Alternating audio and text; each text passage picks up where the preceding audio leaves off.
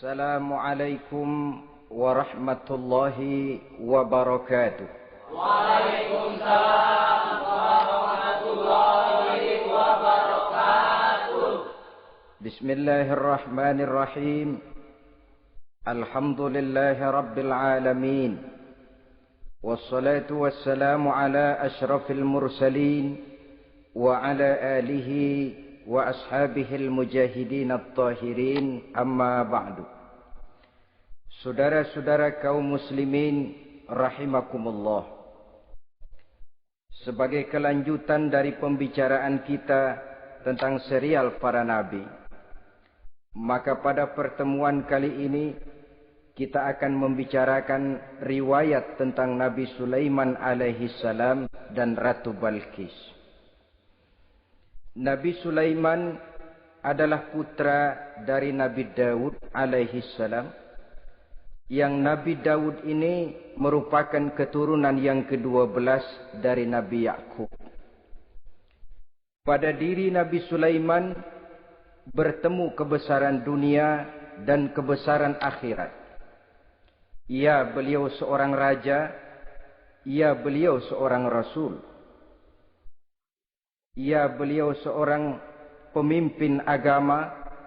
Ya, juga beliau adalah seorang pemimpin negara. Alangkah idealnya memang jikalau ulama menjadi umara, atau jikalau umara adalah seorang ulama. Dengan posisinya sebagai ulama, maka nilai kepemimpinannya terpelihara dari segala macam bentuk penyelewengan. Dan dengan kedudukannya sebagai umara, dia akan lebih efektif memberikan komando kepada rakyatnya untuk hidup melaksanakan perintah-perintah Allah. Tetapi oleh karena orang yang sekaligus jadi ulama dan umara termasuk jenis makhluk langka, maka agama hanya akan memberikan pesan agar yang bernama ulama dan umara saling bekerja sama untuk kemaslahatan dan kemanfaatan rakyat. Ulama adalah ulama, umara adalah umara. Jikalau keduanya bisa berjalan dan berdampingan dengan baik, rakyat akan jadi nikmat. Tapi kalau keduanya centang perenang, tentu rakyat akan jadi kiamat adanya.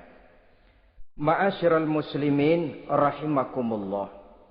Mengapa figur Nabi Sulaiman adalah figur yang bertumpu kebesaran dunia dan akhirat?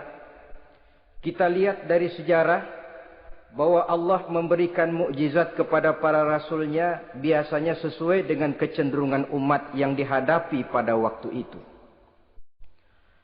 Umat yang dihadapi Nabi Musa alaihi salam adalah umat yang senang kepada kegagahan, suka kepada bentuk badan yang kuat. Oleh karenanya mukjizat yang diberikan Allah kepada Nabi Musa berupa kekuatan, baik tongkat maupun tenaganya. Sebaliknya, umat di zaman Nabi Isa alaihi salam cenderung berbangga dengan kemahirannya di bidang ilmu kedokteran dan ketabiban. Maka mukjizat yang diberikan Allah kepada Nabi Isa adalah mukjizat yang bisa mengatasi semua itu, sehingga Nabi Isa dengan izin Allah bisa menyembuhkan orang yang kena penyakit kusta, belang, bahkan sampai bisa menghidupkan orang mati dengan izin Allah.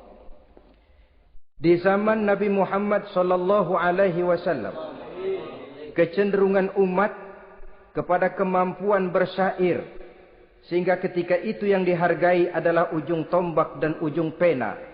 Ujung tombak dalam arti pahlawan perang, dan ujung pena dalam arti seniman dan penyair.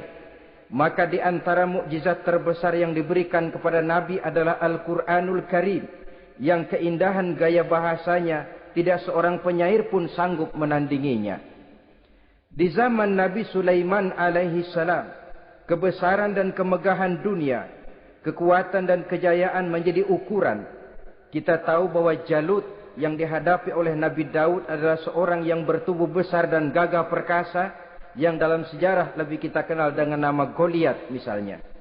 Maka tidak heran kalau mukjizat yang diberikan Allah kepada Nabi Musa merupakan mukjizat yang bertumpu antara kebesaran dunia dan kebesaran akhirat, sebagai raja dan juga sebagai nabi. Tetapi yang patut menjadikan pelajaran buat kita terhadap seluruh kebesaran yang diberikan itu, Nabi Sulaiman berkata, "Haza min fadli Rabbi liyabluwani aashkuru am akfuru." Semua ini, kekuasaan dan kebesaranku, kejayaan dan kekayaanku, adalah anugerah Tuhan untuk menguji diriku. Adakah aku menjadi bersyukur karenanya, atau malah aku menjadi ingkar karenanya? Alangkah baiknya jikalau ucapan Nabi Sulaiman ini kita bisa resapi dan kita bisa terapkan dalam kehidupan ini. Seorang pedagang yang berhasil berkatalah seperti perkataan Nabi Sulaiman. Seorang pejabat dengan kedudukan tinggi berkatalah seperti perkataannya Nabi Sulaiman. Seorang ulama dengan posisi sebagai pemimpin yang non formal berkatalah seperti perkataan Nabi Sulaiman. Seluruhnya berkata, "Haza min fadli Rabbi." Seluruhnya ini adalah karunia Allah untuk menguji diriku, adakah aku bersyukur atau aku menjadi ingkar karenanya. Inilah sekelumit tentang kebesaran Nabi Sulaiman alaihi salam. Pada usia 13 tahun, beliau sudah mewarisi kerajaan ayahnya Nabi Daud dengan meninggalnya Nabi Daud alaihi salam. Dan sejak itu, keistimewaan Nabi Sulaiman alaihi salam sudah nampak dalam kehidupan. Beberapa keistimewaan bisa kita catat dari pribadi Nabi Sulaiman ini. Pertama, beliau cerdik, cerdas dan bijaksana. Dan tentu saja harus begitu. Kalau Rasul goblok, mana ada umat yang mau ikut. Tetapi kecerdikan dan kecerdasan serta sifat bijaksana ini nampak dari beberapa kisah yang pernah dihadapinya. Pertama, di saat beliau berumur 11 tahun, ketika itu yang menjadi raja adalah ayahnya Nabi Daud, datang mengadu seorang petani bahwa sawah ladangnya,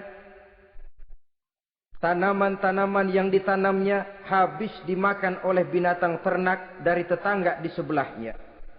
Maka ia mengajukan usul agar binatang ternak yang memakan tanam-tanamannya itu diberikan saja kepadanya. Nabi Daud meluluskan permintaan petani ini, tapi Nabi Sulaiman berkata, "Ayah, maafkan saya. Kalau boleh saya mengajukan usul, jangan seluruh binatang ternak gembala itu diberikan kepada petani. Akan lebih baik kalau binatang ternak yang memakan tanam-tanamannya itu diberikan kepada si petani selama 1 tahun. Apabila ia berkembang biak, beranak, hasil susunya seluruhnya selama 1 tahun itu boleh dimanfaatkan oleh petani tadi. Dengan demikian saya rasakan ini merupakan satu yang lebih adil ketimbang yang tadi itu." Keputusan Nabi Sulaiman ini diterima baik oleh ayahnya, oleh si petani, dan oleh si gembala tadi. Pada usia 11 tahun, ia sudah menunjukkan kecerdikan, kecerdasan, dan sifat yang bijaksana. Contoh yang kedua. Ada 2 orang ibu yang pada saat akan bekerja di ladang, masing-masing meletakkan bayinya di satu tempat. Lalu keduanya pun asyik pergi bekerja. Sedang kedua ibu itu bekerja dengan asyiknya, datanglah seekor serigala menerkam salah seorang anak bayi tadi. Dan kemudian dibawanya. Tinggallah anak bayi seorang. Ketika kedua ibu tadi kembali ke tempat dia meletakkan anaknya, maka keduanya lalu berebut anak yang satu itu. Jadi kasus berebut bayi rupanya memang sudah ada dari dulunya. Yang satu berkata itu anaknya, yang lain mengakui itu pun juga anaknya. Akhirnya keduanya mengadu kepada Nabi Sulaiman. Masing-masing ngotot, tidak ada yang mau mengalah. Akhirnya kata Nabi Sulaiman, "Kalau kamu berdua tidak ada yang mau mengalah, sudahlah begini saja. Berikan bayi itu kepada saya, akan saya belah dua supaya adil. Masing-masing kamu bawa sarang sepotong. Ibu yang seorang berbinar matanya, kelihatannya gembira dengan keputusan itu. Saya setuju Nabi Sulaiman, ini keputusan yang sangat adil. Betul, belah dua saja bayi itu. Tapi ibu yang seorang malah berurai air matanya, membasahi pipinya. Ya Sulaiman, daripada Tuhan belah dua anak itu, biarlah berikan saja kepada ibu yang mengaku tadi itu. Tidak sampai hati saya melihat anak yang begini ini harus menjadi korban. Biarlah dia diasuh oleh ibu yang mengakuinya tadi, asal dia tetap hidup. Nabi Sulaiman tersenyum, lalu berkata kepada ibu yang berurai air mata tadi, ambillah anak ini bu, karena ia memang benar anak ibu.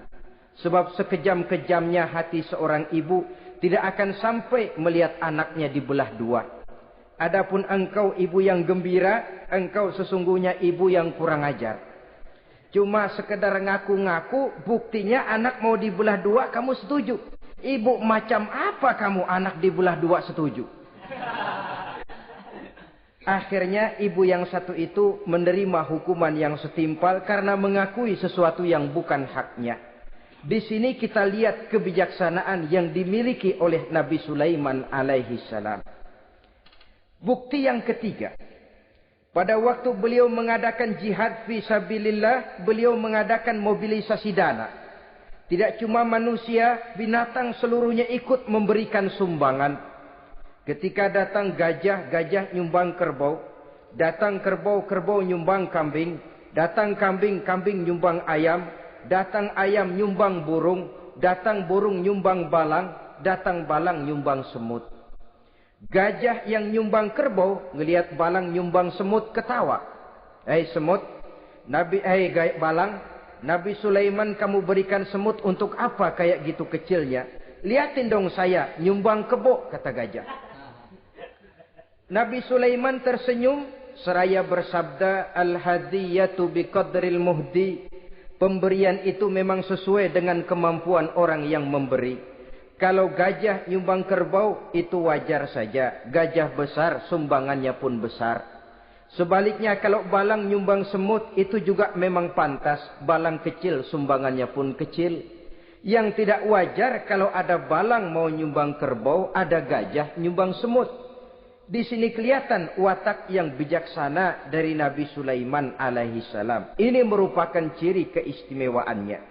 Setiap rasul dibekali dengan sifat ini yang namanya sifat fatonah. Cerdik, cerdas, dan bijaksana. Yang ini memang merupakan mukjizat. Kecerdasan seorang rasul tidak merupakan hasil sekolahan. Tapi merupakan bimbingan wahyu semata-mata. Dan ini yang tidak bisa ditandingi oleh manusia. Jadi jangan lalu ngambil dalih Rasul aja nggak sekolah pinter lalu ikut nggak sekolah ya goblok terus. Itu khususiat kok. Sifat yang namanya fatona itu merupakan bimbingan daripada wahyu. Adapun manusia jikalau dia mau cerdik, jikalau dia mau cerdas, jikalau dia mau bijaksana, dia harus belajar. Ya lewat bangku sekolah, ya lewat teman bergaul, ya lewat bertanya kepada orang-orang pandai atau autodidak. Dengan hidup banyak membaca dari kehidupan ini. Dengan demikian nilai kecerdikan, kecerdasan dan kebijaksanaannya akan bisa meningkat adanya. Ini keistimewaan pertama. Keistimewaan yang kedua, Nabi Sulaiman diberikan kekuasaan oleh Allah sehingga bisa menguasai angin, jin, bahkan juga mengerti segala macam bahasa binatang. Menguasai angin, beliau bisa menundukkan angin ribut dan memerintahkannya angin itu. Dalam surah Al-Anbiya ayat 81 kita temukan, Wali Sulaiman ar-riha asifatan tajri bi amrihi ilal ardil lati barakna fiha. Dan bagi Sulaiman, ia mampu menundukkan angin ribut yang bertiup menurut perintahnya ke permukaan bumi yang kami berkahi di dalamnya. Menguasai angin, barangkali istilah sekarangnya, memahami betul meteorologi. Itu sebabnya mukjizat hanya diberikan kepada Rasul. Orang yang jiwanya sudah stabil. Coba kalau potongan kita diberikan keistimewaan bisa ngatur angin. Saban sehari main angin. Nggak boleh ada orang kita keselin. Kesel sama orang, undang angin. Hantam saja. Maka mukjizat semacam ini hanya diberikan kepada orang yang jiwanya sudah stabil. Ada satu cerita, namanya juga cerita, tapi kebenarannya mendekati. Seorang wali di tanah Jawa, sholat Jumat di Masjidil Haram di Mekah itu. Namanya wali, kalau di Jawa kan pakai belangkon. Dia sembahyang di Masjidil Haram. Ini ada orang Arab usil, tumben ngelihat belangkon. Ini apa di tengah masjid? Dia tepak belangkon itu. Miring di atas kepala. Begitu belangkonnya miring, tanah kayaknya ikut miring. Sehingga penduduk heran, ini apa tanah jadi miring begini? Lalu ada seorang wali juga yang alim dan mengerti. Lihat-lihat di tengah Masjidil Haram ada belangkon miring di atas kepala. Jangan-jangan ini sebabnya ini. Dia samperin, dia dananin lagi tuh belangkon rata. Tanah kelihatannya kayak rata lagi. Keistimewaan seperti ini pun hanya diberikan kepada orang yang jiwanya memang sudah stabil. Coba kayak kita diberikan keistimewaan kayak begitu. Main belangkon melulu. Saudara-saudara kaum muslimin rahimakumullah. Juga bisa menguasai jin. Memerintahkan jin. Dan juga mengerti segala macam bahasa binatang. Kita bisa lihat dalam surah As-Saba ayat 12 misalnya. Demikian juga tentang mengerti bahasa binatang. Pada satu hari Nabi Sulaiman dan bala tentaranya lewat di satu lembah. Lembah itu kebetulan lembah semut. Ketika mereka lewat di lembah itu, Raja Semut lihat dari kejauhan, dia pidato kepada rakyatnya para semut itu. Apa katanya? Ya ayyuhan namlu dukhulu masakinakum. La yahtimannakum Sulaiman wa junuduh wahum la yash'urun. Jadi ini Raja Semut melihat Nabi Sulaiman datang bersama seluruh bala tentaranya. Dia pidato kepada rakyatnya. Saudara-saudaraku rakyat semut, di mana saja suara saya bisa didengar. Perhatian, perhatian. Ini Nabi Sulaiman mau liwat dengan seluruh bala tentaranya. Kamu semua supaya masuk ke dalam lubang kamu masing-masing. Sebab kalau kamu enggak masuk ke lubangmu masing-masing, akan diinjak oleh Sulaiman dan bala tentaranya. Sedangkan mereka tidak tahu kalau kamu kena injak. Masuklah semut itu seluruhnya ke dalam lubangnya masing-masing. Nabi Sulaiman senyum. Fatabassama dhahikan min qawliha. Mendengar ucapan Raja Semut ini, Nabi Sulaiman tersenyum. Lalu berkata, apa katanya? Rabbi auzi'ni an ashkura ni'mataka allati an'amta alayya wa ala walidayya wa an a'mala salihan tardahu wa adkhilni birahmatika fi ibadika salihin. Satu pengakuan yang tulus yang jauh dari watak kesombongan. Mendengar Raja Semut berkata semacam itu, beliau senyum lalu berkata, wahai Allah, tetapkan kiranya hati saya ini untuk selalu bersyukur terhadap nikmat yang Engkau karuniakan kepada saya. Karena nikmatku, nikmat yang Engkau berikan kepadaku, saya mengerti bahasa binatang. Karena mengerti bahasa binatang, saya mengerti seruan Raja Semut itu.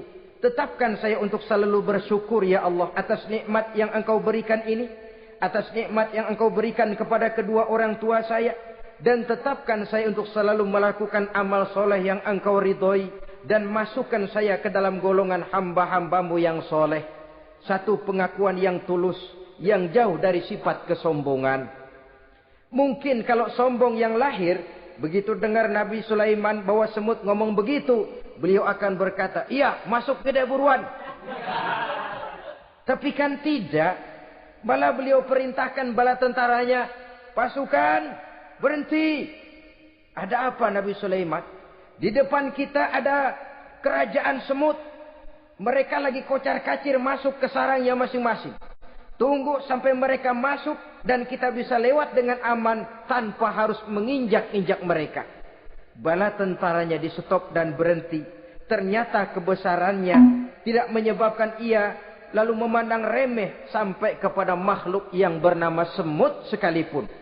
Masih tetap dihargainya sebagai makhluk dari Allah Subhanahu wa ta'ala. Sesuatu yang perlu menjadi contoh kita semua. Sebab orang bilang kadang kacang sering lupa akan kulitnya. Kadang posisi kita yang tinggi menyebabkan kita lupa dari mana kita berasal. Kadang harta yang kita miliki menyebabkan kita lengah dari mana kita datang. Akhirnya yang timbul adalah sifat sombong dan angkuh. Ibarat kata orang, kacang lupa dengan lanjarannya. Ma'asyiral muslimin rahimakumullah. Ini kebesaran dan keistimewaan yang diberikan Allah kepada Nabi Sulaiman alaihi salam. Apa yang perlu kita jadikan tamsil dan ibarat dari kebesaran ini? Saudara-saudara kaum muslimin rahimakumullah. Keadilan sebagai umara yang berpadu dengan kebijaksanaan sebagai ulama. Satu hari seorang sahabat bertanya kepada Rasulullah sallallahu alaihi wasallam. Ya Rasul, kalau pada satu saat ajal merenggut Tuhan berlalu meninggalkan kami sekalian, kita berpisah untuk selamanya ya Rasul. Dalam kondisi semacam itu, azahrul ardi khairul lana ambatniha. Mana yang lebih baik ya Rasul buat kami kalau sudah ditinggalkan oleh Tuhan? Permukaan bumi atau perut bumi yang lebih baik? Ini pertanyaan dengan bahasa kinayah. Permukaan bumi maksudnya hidup. Perut bumi maksudnya mati. Orang kalau sudah masuk ke perut bumi kan habis. Ya Rasul, kalau engkau sudah tidak ada meninggalkan kami semua, mana yang lebih baik buat kami, hidup atau mati? Bukan main pertanyaan ini. Di satu sisi menggambarkan cintanya sahabat kepada Nabi. Sehingga kalau tidak bisa mati bersamaan, biarlah mati beriring saja. Di lain pihak juga mencerminkan bingungnya sahabat kalau sudah ditinggalkan oleh Rasul. Atas pertanyaan ini, apa jawab Rasul? Kamu enggak usah khawatir. Walaupun aku sudah tidak ada, kembali ke hadratullah azza wa jalla, meninggalkan kamu semua, kamu tidak usah bingung. Dengan syarat, idza kana umara'ukum khiyarukum wa amrukum syura bainakum wa aghniyaukum askhiyaukum fa zahrul ardi khairul lakum min batniha. Kalau saja para umara, kalau saja pemimpin-pemimpin kamu adalah orang-orang yang terbaik di antara kamu, dan seluruh persoalan yang kamu hadapi dapat kamu musyawarahkan dengan baik, lalu orang-orang kaya di antaramu adalah orang-orang yang dermawan, ketika itu walaupun aku sudah tidak ada, hidup lebih baik daripada mati. Permukaan bumi lebih baik daripada perut bumi. Dengan catatan tiga tadi. Pemimpinmu orang yang terbaik di antara kamu. Segala persoalan kamu musyawarahkan. Dan orang kayamu orang dermawan. Walaupun aku tidak ada, hidup lebih baik daripada mati. Tapi sebaliknya kata Nabi. Idza kana umara'ukum syirarukum. Kalau umarokmu, pemimpin-pemimpinmu adalah orang-orang yang terjahat di antara kamu. Wa amrukum ala nisaikum. Dan segala urusanmu sudah diatur oleh perempuan. Walaupun dia tidak naik di bidang eksekutif, tidak memegang kekuasaan.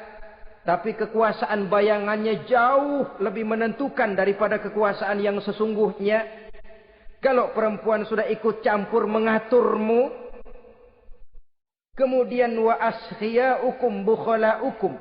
Orang-orang kaya di antaramu adalah orang-orang yang bakhil bin pelit alias kikir. Maka ketika itu kata Nabi, fabatnul ardi khairul lakum min zahriha. Perut bumi lebih baik daripada permukaan bumi. Apa yang bisa diharapkan dari pemimpin yang zalim, perempuan yang sok kuasa, dan orang-orang kaya yang bakhil dan pelit? Dalam kondisi semacam itu, bertemulah kita dengan yang bernama kiamat. Dan kalau sudah kiamat macam itu kata Nabi, perut bumi lebih baik daripada permukaan bumi. Maka yang kita perlukan sekarang adalah kerjasama antara ulama dengan umara. Ulama bukan umara, umara pun bukan ulama. Harus saling kerjasama dan jangan saling memperalat. Kerjasama menurut bidangnya masing-masing menjadi yang terbaik di bidangnya. Jangan sudah jadi kiai karena ingin berpartisipasi aktif lalu pindah jadi pemborong jembatan.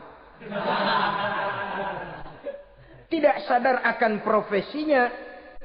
Dan orang lalu tidak bisa berkata, apaan kiai mubalik bisanya cuma ngomong saja. Sekarang kan zaman pembangunan perlu karya nyata. Mana ada ustadz kiai mubalik bikin irigasi. Cuma pidato saja. Apa kemiskinan bisa diatasi dengan pidato? Ini juga orang tidak ngerti urusan. Wong Nabi saja ngajarin kok. Iza wusidal amru ila ghairi ahlihi fantaziris sa'ah. Yang kemudian diterjemahkan dalam manajemen modern, the right man on the right job. Bahwa persoalan harus diserahkan kepada orang yang memang ahlinya. Lah kalau kiai ngurus irigasi, apa nanti lurah mau ngajar fikih? Camatnya ngajar tafsir. Kacau jadinya. Makin ruwet jalur birokrasi, makin banyak orang meninggalkan profesi dan malah melaksanakan sesuatu yang bukan profesinya. Untuk memberesi keruwetan birokrasi termasuk diantaranya menanamkan kesadaran profesi yang menimbulkan kebanggaan dan kebanggaan yang membuahkan tanggung jawab terhadap profesi itu. Sebab orang kalau sudah bekerja menurut profesinya, walaupun tidak kaya, tapi hidupnya tenang. Kenapa? Karena panggilan jiwanya. Seorang kiai yang diajak ngobek, walaupun objeknya gol puluhan juta, kaya, belum tentu tenang. Karena saya yakin bukan ke sana panggilan jiwanya. Ma'asyiral muslimin rahimakumullah. Itulah sebabnya kerjasama. Ulama membangun lingkungannya, ulama membangun manusianya, umarok membangun lingkungannya. Sehingga terciptalah wujud daripada pembangunan manusia seutuhnya. Ya zahirnya, ya batinnya. Seluruh kita berpartisipasi, hanya bidangnya saja yang berbeda-beda. Jangan yang satu merasa lebih berjasa dari yang lain. Jangan yang satu merasa lebih penting dari yang lain. Seluruh kita penting, seluruh kita berjasa, cuma bidang kita saja yang berbeda-beda. Inilah bahasa Quran, kullun ya'mal ala syakilatih. Setiap orang bekerja menurut profesinya masing-masing. Ma'asyiral muslimin rahimakumullah. Kita kembali kepada riwayat Nabi Sulaiman alaihi salam. Satu hari ketika beliau sedang menginspeksi pasukan, berkumpullah pasukan beliau itu, ya tentara yang manusianya, ya pasukan jinnya, ya seluruh binatang-binatangnya berbaris. Beliau selaku inspektur upacara mengadakan inspeksi pasukan. Dari sekian pasukan-pasukan yang diperiksanya pada waktu itu, Nabi Sulaiman melihat tidak terdapat burung hudhud. Beliau bertanya-tanya, "Ma liya aral hudhuda am kana minal ghaibin?" Kemana burung hudhud? Orang lain pada kumpul, dia sendiri tidak ada. Awas kalau dia datang, kalau dia tidak bisa memberikan alasan yang tepat kemana dia, akan saya berikan sanksi dan hukuman. Ini namanya pemimpin yang bertanggung jawab toh. Seorang pun dari yang dipimpinnya tidak ada, menjadi pertanyaan. Tidak lama kemudian datang burung hudhud. Begitu datang lalu memberikan laporan kepada Nabi Sulaiman. Kalau istilah sekarang, begitu dia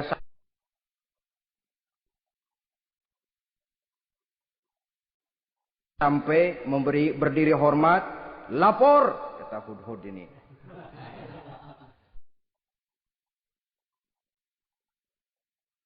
Bagaimana hudhud? Maaf Tuan Raja, saya terlambat. Iya, kenapa terlambat? Patroli Tuan Raja. Kemana saja kamu patroli? Keliling. Lalu apa hasilnya? Inni wajadtu imra'atan tamlikuhum wa utiyat min kulli syai'in wa laha 'arsyun 'azim. Saya baru patroli ke satu negara yang bernama Sabah, Tuan Raja. Sabah, saudara tahu Sabah? Di mana itu? Dekat ibu kota Yaman sekarang. Di sana Tuan Raja, kata Hudhud ini, wajadtu imra'atan tamlikuhum. Yang jadi raja perempuan. Kalau Tuan raja besar, Tuan orang laki. Ayah Tuan raja besar Nabi Daud, laki. Ini mah model Tuan Raja. Orangnya rajanya raja besar tapi perempuan. Tumben saya ngelihat ada raja perempuan. Kerajaannya begitu besar. Begitu. Iya. Lalu dia jadi raja bagaimana? Ya mewarisi kerajaan ayahnya Sri Baginda Raja Syarahil. Ketika ayahnya wafat dia naik. Walaha arsun azim. Singgasananya besar. Bagus. Antik Tuan Raja. Terus bagaimana lagi? Wajadtuha wa qaumaha yasjuduna lisyamsi min dunillah. Yang jadi pikiran saya Tuan Raja. Dengan kekuasaan yang besar. Mereka itu seluruhnya. Seluruh bala tentaranya dan kaumnya. Yasjuduna lisyamsi. Mereka menyembah matahari. Bukan menyembah Allah. Mendengar ini Nabi Sulaiman tergerak hatinya. Waktu mendengar rajanya perempuan, kekuasaannya besar, belum tergerak. Tapi ketika sampai kepada yasjuduna lisyamsi, mereka sujud kepada matahari, di situ pribadi seorang rasulnya tergerak. Siapa nama ratu itu? Namanya Ratu Balkis Tuan Raja. Begini Hudhud. Laporan kamu saya terima. Alasan kamu datang terlambat bisa dipertanggungjawabkan. Kamu tidak kena hukuman. Cuma begini saja Hudhud. Karena kamu yang laporan. Kamu yang tahu lokasi negaranya. Kamu yang harus melaksanakan tugas ini. Apa Tuan Raja? Idhab bi kitabi hadha fa'alqih ilaihim. Kamu berangkat lagi ke negeri Sabah. Bawa surat saya. Berikan kepada mereka. Thumma tawalla anhum. Kemudian kamu berpaling dari mereka. Tapi jangan pulang. Fanzur madza yarji'un. Lihat apa reaksi mereka setelah menerima surat ini. Baik Tuan Raja, baik. Nabi Sulaiman menulis sepucuk surat kepada Ratu Balkis. Dan surat itu dibawa oleh burung Hudhud tadi. Terbanglah si burung Hudhud ini ke negeri Sabah. Masuk ke istana Ratu Balkis. Dan surat itu jatuh di kamar Ratu Balkis. Diambil surat tadi. Kemudian dibaca. Apa isi suratnya? Innahu min Sulaiman. Wa innahu bismillahirrahmanirrahim. Alla ta'lu alayya. Wa'tuni muslimin. Surat ini dari Sulaiman. Bismillahirrahmanirrahim. Jangan kamu merasa lebih tinggi dari aku. Datanglah kepadaku dan masuk ke dalam agama Islam. Suratnya singkat, padat, ultimatum. Jadi enggak pakai bahasa kembang, enggak pakai bahasa basi, langsung kepada isi. Surat ini dari Sulaiman. Bismillahirrahmanirrahim. Jangan kamu merasa lebih tinggi dari aku. Datanglah kepadaku dan masuklah ke dalam agama Islam. Ini yang disebut dakwah langsung tanpa pakai kembang. Saudara-saudara, menerima surat semacam ini, Ratu Balkis lalu ngumpulin para pembantu kerajaan, aparat pemerintah lah zaman sekarang. Termasuk menteri-menteri dipanggil sidang darurat di istana Ratu Balkis. membahas datangnya surat dari Nabi Sulaiman alaihissalam. Tuan-tuan para menteri, bagaimana Sri Ratu? Saya dapat surat. Dari mana?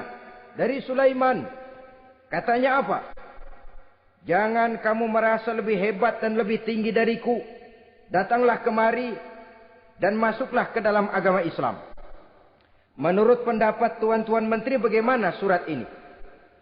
Apa kita penuhin permintaannya? Kita datang rame-rame masuk Islam? Oh, kata menteri, jangan dulu tuanku. Gengsi dong. Kita ini kan kerajaan besar. Tentara kita gagah.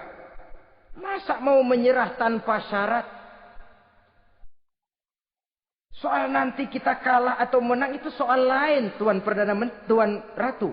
Tapi bahwa kita punya harga diri itu harus kita tunjukkan lebih dulu. Jadi menurut Tuan Menteri bagaimana? Kami sih nunggu komando Tuan Putri saja.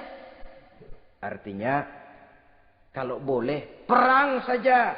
Cuma mau duluin takut dikira nyelongcong. Kami sih gimana komando Tuan Ratu saja. Tuan komandokan berangkat, kami segera berangkat. Terserah Tuan Putri, kami seluruhnya loyal, taat dan setia menunggu titah dari Sri Paduka Ratu. Terima kasih para menteriku. Soal kesetiaanmu saya tidak meragukan. Tapi perang dimanapun selalu membawa kerugian. Kita menang rugi, tentu jatuh korban. Apalagi kalau kita kalah. Dan raja-raja yang mengalahkan negeri-negeri lain selalu membawa kehinaan kepada negeri yang dikalahkannya. Jadi bagaimana? Sekarang begini saja. Kita ambil jalan tengah. Lalu diplomasi dulu. Diplomasi macam apa Tuan Ratu? Kita kirim utusan kepada Nabi Sulaiman. Dari sana nanti kita lihat reaksinya. Saya memang selama ini sudah dengar siapa itu Nabi Sulaiman. Katanya orangnya masih muda, masih bujangan, bijaksana, kekuasaannya besar, tentaranya hebat. Cuma kan baru berita, kita cek. Jadi diplomasi macam apa Tuan Ratu? Kita kirim utusan kepada Raja Sulaiman. Kita bawakan hadiah-hadiahnya. Yang mahal-mahal, mewah-mewah, menarik. Pokoknya yang terbaik di negeri kita, berikan kepadanya. Lihat reaksinya. Kalau dia tergiur dengan hadiah itu, dia raja. Bukan nabi. Tapi kalau dia menolak hadiah itu, dia memang nabi. Dan apa reaksi kita nanti tergantung sikap Nabi Sulaiman. Aha, kalau begitu setujulah Ratu. Itu memang bijaksana. Diplomasi dulu. Iya, jangan datang-datang main perang aja loh. Perang sih gampang. Tapi ini kan ada meja perundingan. Sepanjang masih kita bisa menempuh jalan damai, damai saja dulu. Baik. Maka diaturlah satu barisan diplomasi untuk menuju Palestina, kerajaan Nabi Sulaiman alaihi salam. Rombongan terdiri dari 500 orang laki-laki dan 500 orang perempuan. Yang laki ganteng, yang perempuan cantik. Yang laki dikendarai dengan kuda-kuda pilihan dan yang perempuan dikendarai dengan keledai-keledai pilihan. Kuda dan keledai pun dihiasi begitu rupa. Pelanaknya yang terbagus dilapis dengan sutra. Sedangkan bawaan-bawaannya tidak lain daripada intan, berlian, mutiara, jamrud, yakut, kesturi yang dilapis dengan sutra tenun yang asli. Pendeknya hadiah yang serba wah. Dan rombongan ini dipimpin oleh seorang diplomat ulung dari negeri Sabah bernama Munzir bin Amru. Ini ahli diplomasi dari negeri Sabah. Dipesanlah oleh Ratu Balkis, kalau datang nanti kamu ke negeri Sulaiman, sikapmu harus begini, begini dan segala macam. Ditatar dulu. Sebab ini mau diplomasi tingkat tinggi. Baik Sri Ratu.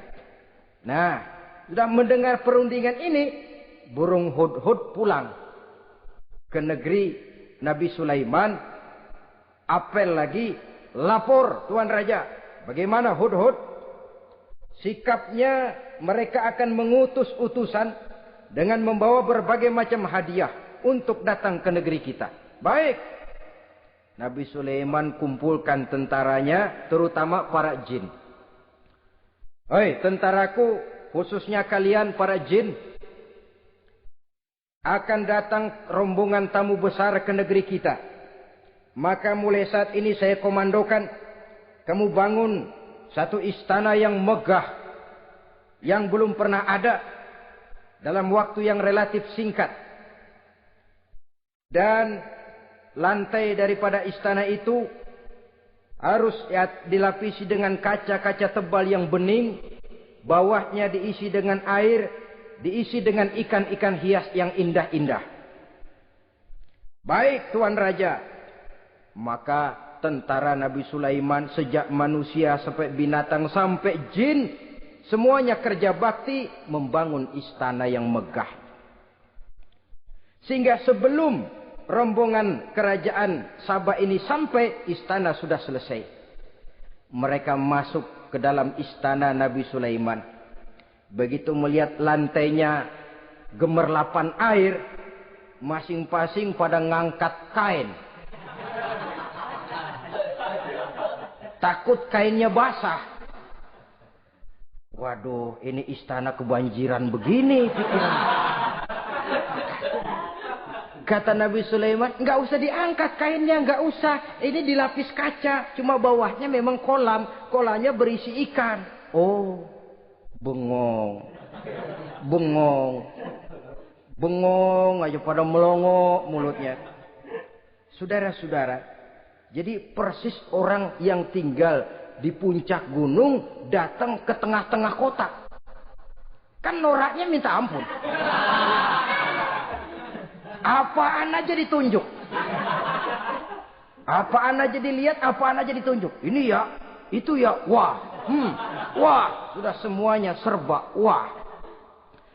Jadi kalau istilah tingkat diplomasinya, mereka sudah kalah mental. Dan itu sudah kemenangan pertama dari Nabi Sulaiman. Sudah shock. Mereka merasa negeri Sabah kaya, luar biasa, hebat. Begitu datang ke negeri Sulaiman, mereka jadi orang norak kayaknya.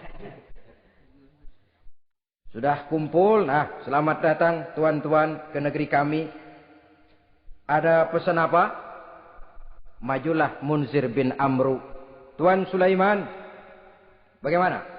Kami diutus oleh Sri Baginda Ratu Balkis untuk menyampaikan hadiah-hadiah yang kami bawa ini.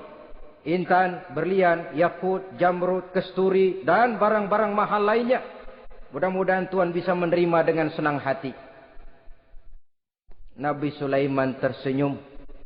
Lalu beliau berkata, Atumiddunani bimalin, fama atani Allahu khairun mimma atakum. Kamu mau memberikan saya seluruh hadiah-hadiah permata intan ini? Padahal apa yang telah diberikan Allah kepada saya jauh lebih baik dari apa yang telah diberikannya kepadamu. Kamu merasa bahwa saya kekurangan semua ini?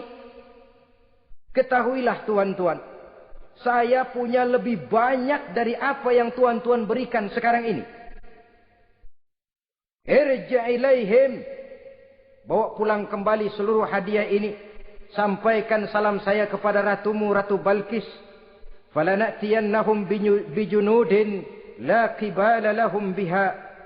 Kalau mereka tetap tidak mau datang menyatakan keislaman, kami yang akan datang ke sana dengan seluruh bala tentara kami yang mereka pasti tidak akan sanggup menghadapinya.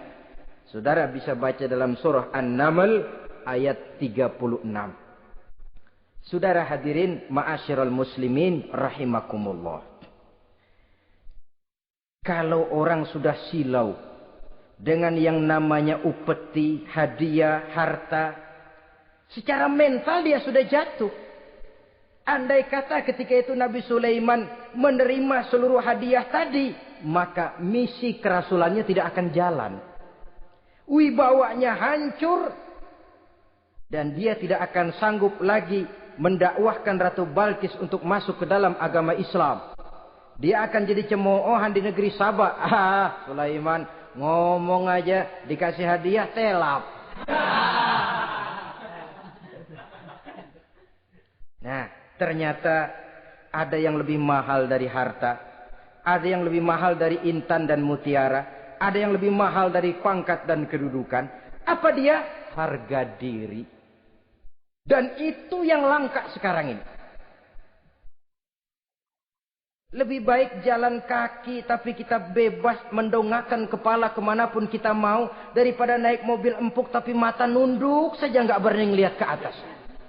Kehilangan harga diri. Ulama yang kehilangan harga diri akan menyelewengkan ayat. Pejabat yang kehilangan harga diri akan melakukan segala macam penyelewengan. Dan lain sebagainya. Harga diri sesuatu yang mahal. Terutama di kota-kota besar. Kota-kota yang menyandang gelar metropolitan. Biasanya harga diri ini sudah tidak dihiraukan orang lagi. Cuma untuk uang yang relatif kecil. Cuma untuk kedudukan yang temporer. Orang tidak segan-segan mengorbankan sesuatu yang paling mahal. Yang bernama harga diri. Akhirnya suap merajalela, sogok menjadi-jadi, semir pun menjamur. Bahkan malah kadang-kadang jadi target.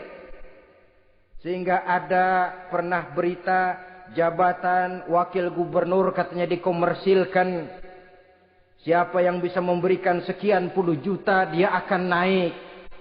Ini kalau sudah begini ya salam. Orang itu kalau memperoleh satu jabatan karena mengeluarkan banyak uang. Percayalah saudara. Begitu dia naik ke jabatan itu. Langkah pertama yang dia lakukan. Bagaimana supaya uangnya bisa kembali. Bukan bagaimana bekerja sebaik-baiknya.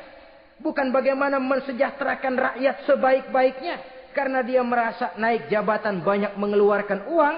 Setelah dia naik, gimana supaya pulang modal dulu. Lebihnya kalau ada, baru bekerja buat rakyat. Itu pun kalau nggak keburu pensiun. Kadang-kadang malah lebih celaka lagi. Kalau sudah mau pensiun, baru bikin pemutihan. Wah saya baru rajin iktikaf di masjid. Pergi haji. Kenapa? Udah pensiun. Tapi waktu masih aktif, tanda tangan masih laku, nota masih dihargai, kata belece masih berwibawa, lupa berbuat untuk hari depan dirinya sendiri, yaitu akhiratnya, konon lagi untuk umat dan agamanya. Jadi untuk mengabdi, berbuat baik kepada umat, berkhidmat kepada agama, iktikaf di masjid, tuan-tuan, tidak usahlah nunggu sampai pensiun. Manfaatkan posisi yang tuan-tuan punya sekarang ini untuk beribadah dengan sebaik-baiknya. Itu pun masih bersyukur, masih bisa mengadakan pemutihan daripada tidak sama sekali. Cuma alangkah akan lebih efektifnya lagi kalau itu diawali pada saat kita masih mempunyai posisi kunci. Ini reaksi Sulaiman, saudara-saudara. Diberikan hadiah yang mahal atau midunani bimalin. Kamu mau nyogok saya dengan hadiah ini. Yang diberikan Allah lebih hebat dari yang kau bawa sekarang ini. Apa yang saya cari? Oleh Allah saya telah diberikan sesuatu yang lebih besar dari yang kau bawa. Sudah, bawa pulang saja. Sampaikan salam kepada ratumu. Kalau dia tetap ngotot tidak mau kemari. Saya yang akan datang ke sana. Dengan seluruh bala tentara. Yang saya yakin sampean akan kewalahan ngadepinnya. Pulang, sampaikan salam saya. Bawa seluruh hartamu. Diplomasi tahap pertama menang total. Utusan Raja Sabah sudah kalah mental, kalah juga fisik. Pulanglah mereka dengan membawa kembali seluruh hadiah yang mereka ingin sampaikan tadi. Bisa dibayangkan mentalnya itu. Ya. Sama juga kita sudah punya niat ingin menyogok seseorang. Tahu-tahu yang mau disogok nggak nerima. Pulang kayaknya muka kan belipet. Sulit ketemu orang. Jadi perasaan kita orang pada ngetawain aja. Padahal orang mah nggak tahu persoalannya. Itu sikap mental sendiri itu. Jadi memang saudara-saudara ini berkaitan. Walaupun yang mau nyogok banyak, kalau yang disogok nggak mau, nggak jadi. Walaupun ada yang minta disogok, kalau yang mau nyogok nggak ada, juga nggak nyetel. Lah ini nyetel, yang mau nyogok banyak, yang disogok pun ada. Jadilah perbuatan itu. Ma'asyiral muslimin rahimakumullah. Sampai mereka di kerajaan Sabah, mereka ceritakan itu. Ratu Balkis bengong. Ternyata yang saya dengar selama ini memang benar rupanya. Sulaiman bukan cuma raja, tapi juga rasul. Bukan cuma pemimpin negara, tapi juga pemimpin agama. Lalu bagaimana, Sri Ratu? Biar saya pikir-pikir dulu. Pikir. Bagaimana ya? Sudahlah, begini saja. Kita sekarang berangkat ke negeri Nabi Sulaiman. Saya yang akan langsung memimpin rombongan. Ada 2 tujuan Ratu Balkis sebenarnya. Tujuan pertama ingin melihat dengan mata kepala sendiri kebesaran Sulaiman yang selama ini dia cuma dengar beritanya saja. Yang kedua, ada udang di balik batu. Kalau setelah Nabi Sulaiman nanti melihat kecantikan Ratu Balkis ini, dia bisa fly. Nah, istilah anak sekarang, dia bisa fly. Nah, siapa tahu kan karena kecantikannya Nabi Sulaiman lalu jatuh hati dan Dewi Amor pun bicara. Nanti bila mata bertemu mata, bibir ikut senyum, hati berdetak. Maka terjadilah magnet-magnet saling bersentuhan, percintaan tingkat tinggi. Kan lumayan dapat suami, dapat pacar seorang raja besar. Jadi dengan harapan ini berangkatlah Ratu Balkis ke negeri Nabi Sulaiman. Hud lapor lagi. Lapor. Bagaimana Hud? Ini Ratu Balkis yang mimpin sekarang. Baik, kita siap-siap. Begini saja, kata Nabi Sulaiman. Siapa yang bisa bawa singgasana Ratu Balkis ke sini? Jin Ifrit tampil. Saya. Berapa lama kamu perlukan untuk membawa singgasana Ratu Balkis kemari? Sebelum Tuan bangun dari tempat duduk, itu singgasana sudah bisa sampai kemari, Tuan Raja. Bagus. Ada yang bisa lebih cepat? Saya, kata seorang ulama. Berapa lama? Sebelum Tuan kedip. Asal Tuan kedip, Tuan melek lagi, singgasana sudah sampai di sini. Baik, kerjakan. Dalam waktu sekejap itu singgasana Ratu Balkis sudah sampai di istana Nabi Sulaiman. Pasang di sini, biar dia dudukin nanti, rubah sedikit biar dia nggak kenalin. Dirombak sedemikian rupa. Masuk Ratu Balkis ke istana Nabi Sulaiman. Terjadilah kemudian di perundingan semacam tingkat tinggi antara raja dengan raja. Bagaimana, Tuan Ratu Balkis? Iya, Tuan Sulaiman. Iya, bagaimana? Saya kagum dengan kebesaran Tuan. Bukan kebesaran saya. Seluruhnya ini adalah karunia Allah kepada saya. Saya dengar Tuan menyembah matahari. Padahal matahari tidak pernah memberikan apa yang Tuan kehendaki. Matahari tidak pernah menciptakan Tuan. Adalah lebih baik Tuan menyembah yang menciptakan matahari daripada menyembah matahari itu sendiri. Nabi Sulaiman, bagaimana kalau kita mengadakan ya sambil berunding, sambil lobbying istilah sekarang. Baik, lobbying pun jadi. Berjalanlah meninjau seluruh pelosok istana Nabi Sulaiman alaihissalam. Seperti halnya bala tentaranya, Ratu Balkis juga sampai di lantai kaca, angkat kain. Kata Nabi Sulaiman, jangan diangkat tuh kain. Ini bukan air, istana kaca. Bukan main kebesaran kamu. Melihat begitu kebesaran Nabi Sulaiman, Ratu Balkis yang niatnya sementara mau melontarkan diplomasi asmara, lupa. Lalu apa katanya? Rabbi inni zolamtu nafsi. Ya Allah, selama ini saya benar-benar telah zolim kepada diri saya. Begitu banyak nikmat yang Engkau berikan kepada saya. Saya jadi ratu dengan kekuasaan yang besar, mewarisi kebesaran ayah. Dengan kerajaan dan bala tentara yang gagah perkasa. Bukan saya bersyukur kepadamu, malah saya menyembah matahari. Inni zolamtu nafsi. Sungguh saya telah zalim kepada diri saya. Maka mulai sejak saat ini, aslamtu ma'a Sulaiman lillahi rabbil alamin. Mulai sejak saat ini ya Allah, saya nyatakan diri, saya masuk Islam, bertuhankan Allah Rabbul Alamin. Saya tunduk kepada Nabi Sulaiman alaihi salam. Masuk Islam sebelum diplomasi asmaranya melayang, saudara-saudara. Sudah masuk Islam? Sudah. Nah, Ratu Balkis sekarang bagaimana? Ya Nabi Sulaiman, kalau saya masuk Islam, apakah kerajaan saya akan tunduk dan diatur oleh kerajaan Tuhan? Tidak. Kamu persilakan pulang ke kerajaanmu. Atur negerimu menurut cara yang kamu mau, asal sesuai dengan perintah Allah. Saya bukan penjajah. Saya cuma mengajak kamu ke dalam Islam. Saya tidak ingin meluaskan wilayah saya. Asal kamu sudah masuk Islam, tugas sudah saya jalankan. Perkara kerajaanmu, kau pulang, kau atur dan kau tetap jadi raja. Jangan merasa kalau sudah masuk Islam lalu kerajaanmu saya caplok. Islam bukan penjajah, Ratu Balkis. Baiklah Nabi Sulaiman, saya tahu. Tapi untuk melanggengkan kerjasama antara kerajaan Sabak dengan kerajaan Tuhan, caranya bagaimana? Mulai ngojok-ngojok. Dia nggak bilang lu demen aja deh sama gue. Enggak. Cuma untuk jangka panjang. Jangka panjangnya Sulaiman. Supaya kita tetap bisa kerjasama, caranya bagaimana? Ya supaya kerajaan berumur panjang, kau harus punya keturunan. Kata Nabi Sulaiman. Itu kan berarti saya harus nikah. Memang. Tapi saya ratu. Suami saya kan paling kurang juga harus maharaja, sahansah. Ya sebenarnya sih cuma dia nggak bilang aja. Di kerajaan gue nggak ada yang setimpal. Gue maunya sama elo.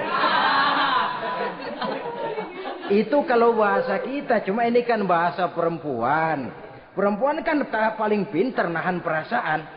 Nggak kayak orang laki. Orang laki kalau lagi mabok cinta teler. Sama siapa aja dia cerita. Gue kan lagi demen sama si Ano. Lain sama perempuan, dia paling bisa jaga perasaan. Saya kalau begitu, saya harus kawin dengan maharaja. Ya kamu tinggal pilih saja, kata Nabi Sulaiman.